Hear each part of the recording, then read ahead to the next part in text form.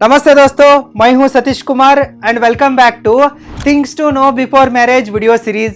दोस्तों, आप अपने शादी करने से पहले या शादी होने के बाद फैमिली प्लानिंग करने से पहले जरूर फाइनेंशियल प्लानिंग को कीजिए, नहीं तो आप अपने लाइफ में बुरी तरह से फंस जाओगे।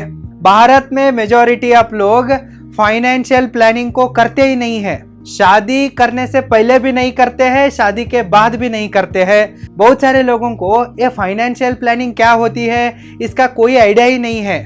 उनको पता ही नहीं है फाइनेंशियल प्लानिंग को क्यों करना चाहिए, कैसे करना चाहिए, इसका इम्पोर्टेंस क्या है। इसके बारे में कुछ भी उनको आइडिया ही नहीं है। इसलिए भारत में लोग फाइनेंशियल प्लानिंग करने के बजाय सीधा फैमिली प्लानिंग को कर देते हैं। शादी होते ही 2-3 बच्चे कर लेते हैं और जिंदगी भर पैसे के लिए स्ट्रगल करते हैं। मरते दम तक भी अपने लाइफ में सिर्फ एडजस्टमेंट में अपने जिंदगी को गवा देते हैं। हर चीज के लिए एडजस्टमेंट, नया कुछ करना नहीं, बड़े सपने देखना नहीं, अपने बच्चों के लिए बड़ी चीजें करनी नहीं, कुछ नहीं। मरते दम तक भी पैसे के लिए मरते हैं, पैसे के लिए स्ट्रगल ही करते रहते हैं। ये क्यों ऐसा उनके साथ होता है? क्योंकि वो शादी से पहले फाइनेंशियल प्लानिंग को नहीं करते हैं, सीधा फैमिली प्लानिंग को करते हैं। वो भी अच्छे से नहीं करते हैं, उसमें भी हाफ नॉलेज के साथ करते हैं। आप इस गलती को मत कीजिए। आप अपने लाइफ में फाइनेंशियली स्ट्रॉन्ग एंड स्टेबल हुए बिना अपने शादी को मत कीजिए। 2-3 साल देरी से शादी किया तो चलता है, कोई बात नहीं है, बच्चे तब भी होते ही है। लेट होके शादी करने से दुनिया डूबने वाली नहीं है, लेकिन आप जल्दी शादी करने के चक्कर में फाइनेंशियल प्लानिंग नहीं करते हैं तो अपने लाइफ में फाइनेंशियली स्ट्रॉन्ग एंड स्टेबल नहीं होते हैं तो आगे जाके आपका हाल बहुत बुरा होता है, आप बुरी तरह से फंस जाओगे। इसलिए आप शादी करने से पहले कंपल्सरीली फाइनेंशियल प्लानिंग को कीजिए। आप एक चीज को अच्छे से समझिए, सिर्फ प्यार से पेट नहीं भरता है। घर चलाने के लिए, अपनी बीबी को पालने के लिए पैसा चाहिए होता है, हर चीज के लिए पैसा चाहिए होता है। यदि आपके पास पैसा नहीं है तो कोई आपका इज्जत नहीं करता, कोई आपसे प्यार भी नहीं करता। अगर आप पैसा कमाए बिना जल्दबाजी में कुछ झूठे वादे करके किसी लड़की के साथ शादी करते हैं तो आगे जाके आप ही फंस जाते हो।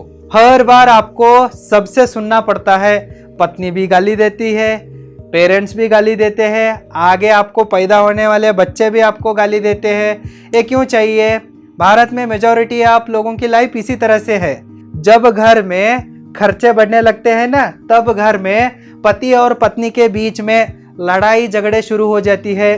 जब पैसा कम पड़ता है ना, तब घर में ही महाभारत शुरू होता है। पत्नी आपको रिस्पेक्ट नहीं देती है, आपका इज्जत नहीं करती है, वो आपसे ही टोकने लगती है, टीज करने लगती है, ट्रोल करने लगती है, आपका औकात के बारे में बोलने लगती है, और वो आपसे प्यार भी नहीं करती है और आपका ख्याल भी नहीं रखती है, आपसे अच्छे से बात भी नहीं करती है, आपसे दूर भागने की कोशिश करती है, आपको अच्छे से खाना भी नहीं डालती है और आपके साथ सोना भी नहीं चाहती है।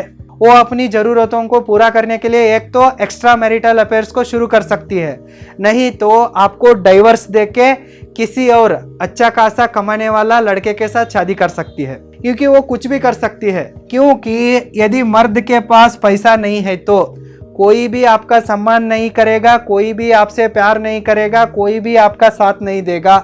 मर्द एक पैसे कमाने का मशीन है। जब तक आप पैसा कमाओगे तब तक दुनिया आपसे प्यार करती है, आपको इज्जत देती है, आपका सम्मान करती है। जब आप पैसा कमाना बंद कर दोगे ना, तब आपको कोई नहीं पूछता। इसलिए यदि आपके पास पैसा नहीं है तो इतने सारे चीजें आपके मैरिड लाइफ में होती है। जब पैसा नहीं रहता है ना, तब घर में कलेश शुरू हो जाती है। शादी होने के बाद झगड़ा शुरू होने के लिए मेन कारण ही यही है कि पैसे की कमी। जब विटामिन एम की डेफिशिएंसी शुरू हो जाती है ना, सारे प्रॉब्लम शुरू हो जाते हैं। इसलिए आपको शादी करने से पहले कंपल्सरीली फाइनेंशियल प्लानिंग को करना ही चाहिए। और शादी होते ही आप अपने पत्नी के साथ या पति के साथ इन सारे चीज़ों के बारे में डिस्कस करनी ही चाहिए। शादी करने से पहले आप अपने फ्यूचर लाइफ पार्टनर के साथ एक बार फाइनेंस के बारे में खुल के डिस्कस कीजिए, उनसे मिलिए, और उनके साथ डिस्कस कर लीजिए।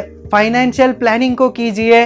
फैमिली प्लानिंग करने से पहले अच्छे से फाइनेंशियल प्लानिंग को कीजिए ताकि आगे आपको पैसे का दिक्कत ना हो। आप अपने फ्यूचर लाइफ पार्टनर के साथ हर तरह के फाइनेंसेस के बारे में डिस्कस कीजिए, एक्सपेंसेस के बारे में डिस्कस कीजिए।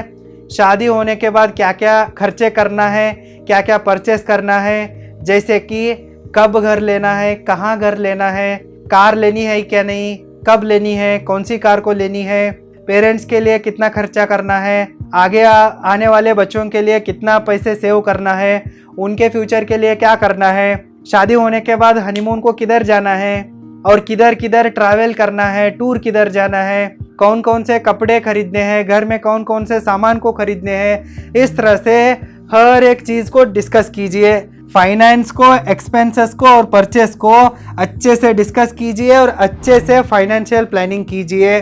शादी करने से पहले ही थोड़ा अपनी फाइनेंशियल नॉलेज को बढ़ाइए, जैसे कि money earning, money saving, money investment, money management, personal finance, tax saving, mutual funds, stock market. इस तरह से हर तरह के फाइनेंशियल नॉलेज को गेन कीजिए और फाइनेंशियल फ्रीडम को भी अचीव कीजिए और इसके साथ टाइम फ्रीडम को भी अचीव कीजिए। फाइनेंशियल फ्रीडम और टाइम फ्रीडम दोनों भी इंटरडिपेंडेंट है। जब आपके पास पैसा है तो ही टाइम है, टाइम है तो ही आप ज़्यादा पैसा कमा सकते हो। इसलिए आप अपने टाइम को अच्छे से मैनेज कीजिए, ज़्यादा से ज़्यादा प्रोडक्टिव काम को कीजिए और जल्दी फाइनेंशियल फ्रीडम को और टाइम फ्रीडम को अचीव कीजिए।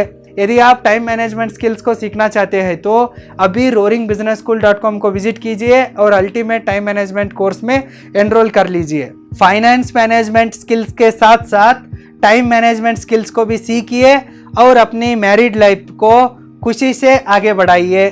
All the very best and thank you so much.